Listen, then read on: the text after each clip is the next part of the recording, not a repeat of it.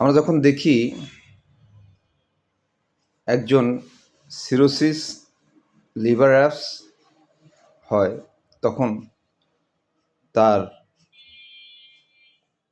যদি সংসারের কেউ যদি হাল ধরার মতো লোকের এই ধরনের ঘটনা ঘটে, তার কিন্তু সংসার চালানো বহু কঠিন।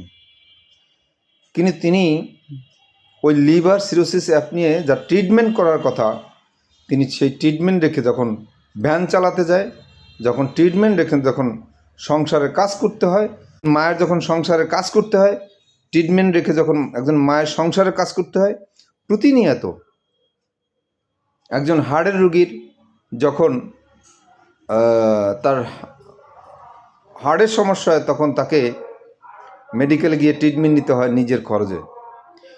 সরকার একটা প্রণোদনা দেয়, যে প্রণোদনা সেই রোগীর জন্য যথার্থ কার্যকর নয়। আমরা চাই বাংলাদেশের মানুষের জন্ম থেকে মৃত্যু পর্যন্ত, নিম্ন থেকে মধ্যবিত্ত পর্যন্ত সকলের চিকিৎসা ফ্রি হবে। সেই ফ্রির ভিতরে ঔষধ ফ্রি, পরীক্ষা নিরীক্ষা ফ্রি, ডাক্তার ফ্রি এবং তাদের পরিচর্যা ফ্রি, সমস্ত কিছু ফ্রির মধ্যে রাখতে হবে। বাংলাদেশের মানুষ প্রতিনিয়ত যে পরিমাণে ট্যাক্স দেয়, একজন রিক্সা চালক যদি 500 টাকা ডেলি ইনকাম করে, তার যদি 15% ট্যাক্স নেওয়া হয়, ভ্যাট নেওয়া হয়, তাহলে তার ডেলি তাকে 75 টাকা দিতে হয়।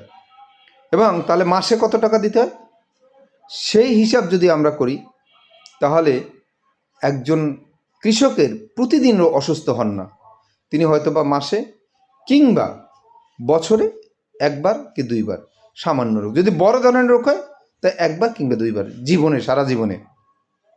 তো এই যে ডিজিজগুলো হচ্ছে, এই রোগের ট্রিটমেন্ট করার জন্য তার যে ব্যয়বহুল, সেটা কিন্তু তারা বহন করতে পারছে না, নিম্নবিত্ত এবং মধ্যবিত্ত পরিবারের অনেকে। এবং এই ট্রিটমেন্টের ব্যয় বহন করতে গিয়ে তাদের নিঃস্ব হতে হয়, পথে পথে ঘুরতে হয়, এবং এই ট্রিটমেন্টের কারণে ট্রিটমেন্ট দিতে গিয়ে তার সমস্ত পরিবারের সদস্যদের পথ হারিয়ে অনির্দিষ্ট পথের দিকে দাপিত হন।